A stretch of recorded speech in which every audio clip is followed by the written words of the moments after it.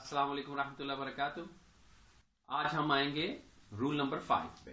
ठीक है, अब रूल नंबर 5 जो है काफी हमारे पाकिस्तानियों को पसंद नहीं आता है। ठीक है, उसकी हेडिंग नहीं पसंद आती है। देखें, जब मैं लिखूंगा तो आप लोग भी कहेंगे ये क्या बात हुई। ठीक है, डोंट स्टडी ग्रामर। ठीक है, और ट्रांसलेशन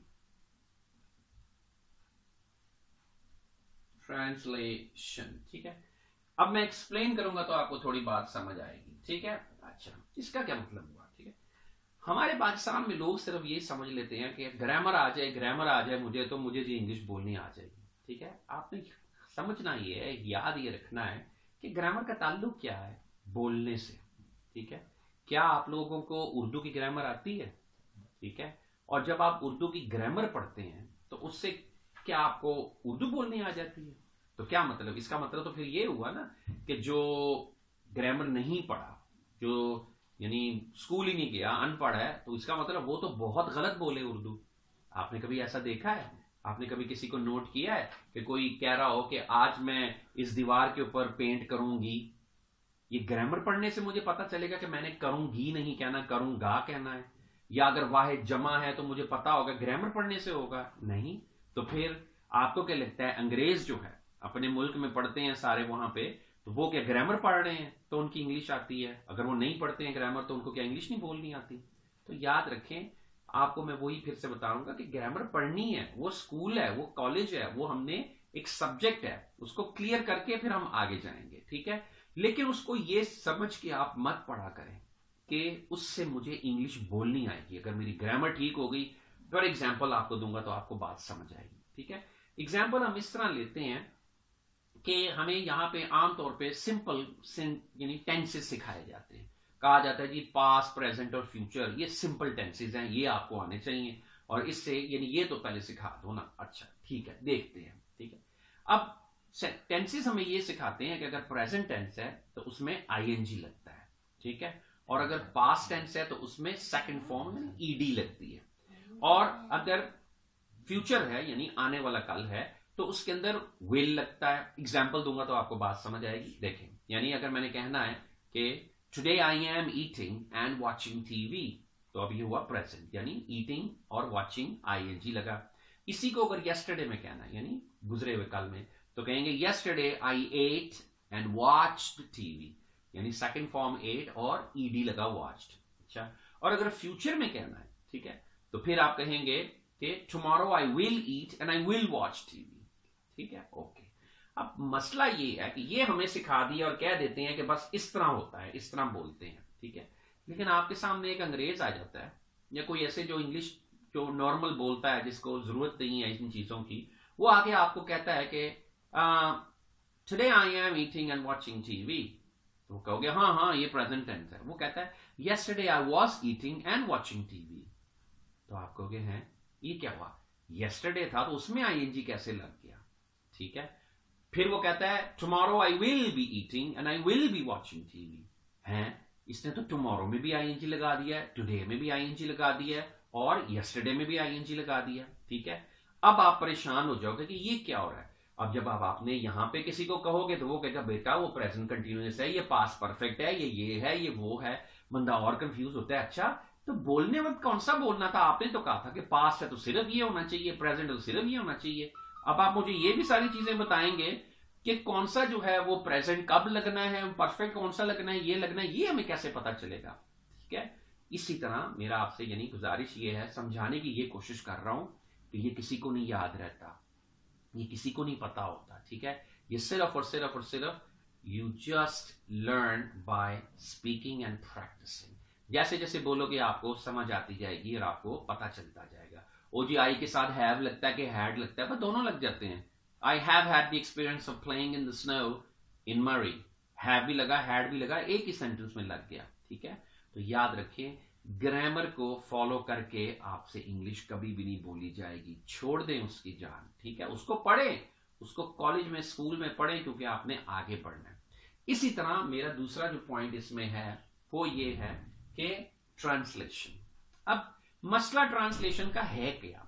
मसला सिर्फ ट्रांसलेशन का ये है कि हमारे जो बजाय हम उनको इनकरेज करें अपने स्टूडेंट्स को, हम डिस्करेज करते हैं। किस तरह? छोटी छोटी यानी कि गलतियां भी निकाल देते हैं। अब अगर एक ही बात को 2-3 तरीकों से बोला जा सकता है तो उसको इंकरेज करो स्टूडेंट को, उसको कहो बेटा ऐसे भी बोल दोगे तो ठीक है, इसकी ट्रांसलेशन ऐसे भी कर दी है तो ठीक है।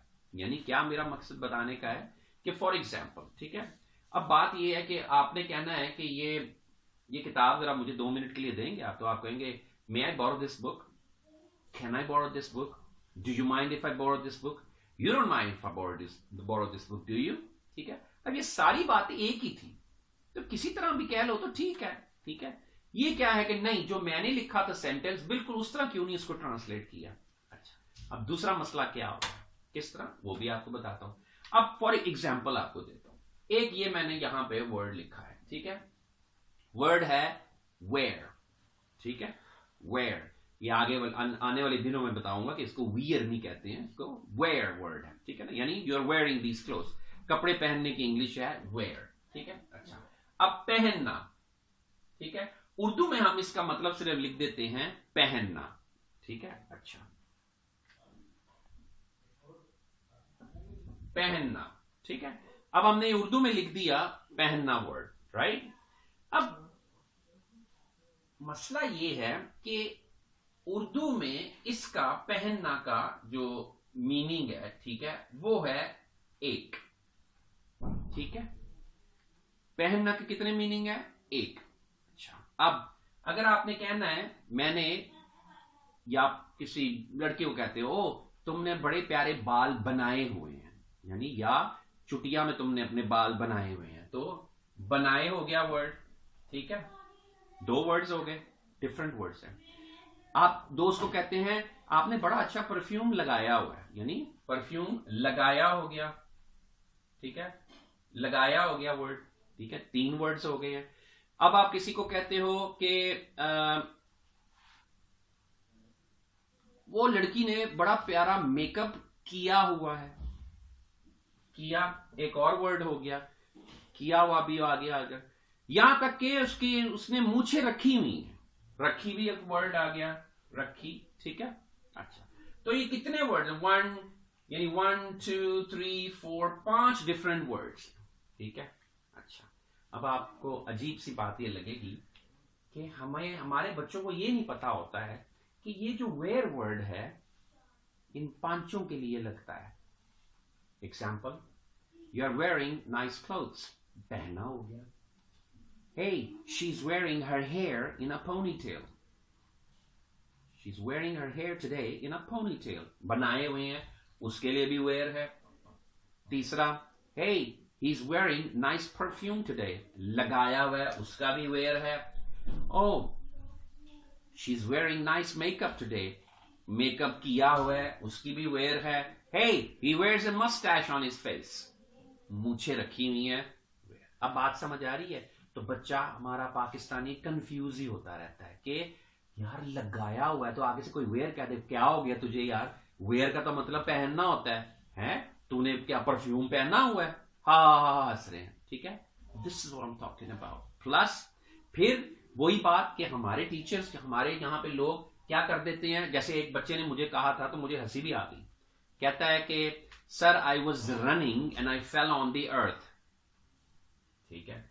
अब बात यह है कि मैंने 2 मिनट के लिए सोचा, ये वर्ड है अर्थ, उसने इसकी ट्रांसलेशन क्या की, जमीन, ठीक है।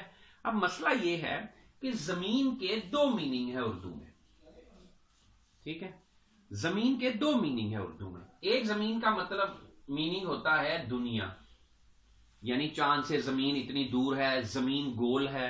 दूसरा जमीन का मतलब होता है फर्श, यानी जमीन पे मत बैठो बेटा, जमीन से पैसे गिरे हैं वो उठा लो, जमीन इस वक्त गंदी है तो यहां से उठ जाओ, ठीक है। तो इसके 2 मीनिंग है। तो अब मसला ये है कि हमारे बच्चों को किसी ने ये नहीं अभी तक समझाया कि ये जो फर्श है इंग्लिश में, पहले तो हमने ये समझना है कि इंग्लिश में अर्थ का याद रखो सिर्फ एक मीनिंग है, अर्थ का सिर्फ एक मीनिंग है और वो है दुनिया। तो जब बच्चा आपसे ये कहेगा कि I was running and I fell on the earth, तो आप तो क्वेश्चन पूछेंगे ना, बेटा आप चांद पे भाग रहे थे, ठीक है। या आप कहते हो the mango fell from the tree on the earth, बंदा पूछे बेटा ये मैंगो का ट्री चांद पे लगा हुआ है, वहां से गिरेगा तो जमीन पे गिरेगा ना, ठीक है। तो आज तक हमें ये नहीं क्लियर करते हैं कि ये जो इंग्लिश का दूसरा, यहां इसका जो दूसरा मीनिंग है जमीन का, फर्श, इसके इंग्लिश में बहुत सारे वर्ड्स हैं। I was running and I fell on the ground. I was running and I fell on the floor. I was running and I fell on the road. I was running and I fell on the grass. I was running and I fell on the dirt. I was running and I fell on the floor. I was running and I fell on the tile. I was running and I fell on the carpet. I was running and I fell on the, किसी भी चीज के ऊपर जिस पे गिरोगे उसका नाम different होगा। That's why I don't like translation, ठीक है। इसलिए मुझे ट्रांसलेशन नहीं, इंग्लिश में ही, अंग्रेज ट्रांसलेशन करके इंग्लिश बोलता है, नहीं बोलता। आप उर्दू जब बोलने लगते हो तो कोई ट्रांसलेशन करते हो कि इस तरह की उर्दू बोलूंगा, इंग्लिश में ही बोलो, इंग्लिश में ही ट्राई करो, इंग्लिश में ही कोशिश करो, आप ज्यादा जल्दी बोलोगे इंग्लिश, ठीक है। बट मैंने कहा ना, वो दूसरे तरीके साथ साथ अपनाते जाओ ताकि आपको आदत पड़े कि अंग्रेज की फिल्म जब देखते हो तो आपको पता चले अच्छा ऐसे बोलता है, ऐसे करता है, ये वो, ठीक है। तो आई होप कि आज भी हम आपको एक नया तरीका बताने में कामयाब हुए कि ये समझ के ग्रामर मत पढ़ा करो कि इससे मुझे इंग्लिश बोलनी आ जाएगी, वरना ऐसी बात होती तो आप 10 साल 12 साल 14 साल अगर बीए कर लिया है तो एक ही चीज तो पढ़ रहे थे ग्रामर में, और वो क्या थे, टेंसेस ही थे, और क्या थे, ठीक है। तो जो 12 साल में या 14 साल में आपको समझा नहीं सका, और 99% क्लास में जो है टेंसेस किसी को नहीं आए होते हैं, ठीक है। तो इसका मतलब सारे टीचर नाकाम हो गए थे, ठीक है। वो एक आधा अगर समझ लेता है, एक आधा, तो वो तो वैसे ही लायक होता है बच्चा, ठीक है। उससे उसका ताल्लुक नहीं है कि उसको टेंसेस समझ आ गए तो वो इंग्लिश बोलता है। वो वैसे ही बच्चा जो है फिल्में ज्यादा देखता होगा, वो वैसे ही ऐसी चीजें करता होगा तो उसकी इंग्लिश इंप्रूव होती है, क्लियर। टेंसेस की वजह से उसको नहीं कुछ आ रहा होता है। मैंने कहा ना, जो 10-12 साल में नहीं आपको सिखा सके तो वो क्या, ये जो स्पोकन इंग्लिश की क्लासों में भी शुरू हो जाते हैं आपको टेंसेस सिखाने, उनको ये बंदा पूछे भाईजान जो ये 15 साल में कर नहीं सके हैं वो आप 2 महीने में कैसे कर लेंगे, इतना अपने आप को आप काबिल समझ लेते हैं कि आपने 2 महीने के अंदर इस बच्चे को टेंसेस भी समझा के, तो क्या बात है, आप आगे निकल जाएंगे। क्यों बेवकूफ बनाते हो किसी को, ठीक है। स्टॉप डूइंग दैट, ठीक है। एनी हाउ, तो I hope we were able to teach you one more lesson today. फिर जब नेक्स्ट टाइम मिलेंगे तो हम इंशाल्लाह एक तरीका नंबर 6 पे जाएंगे। अपना बहुत ख्याल रखिएगा। अल्लाह हाफिज।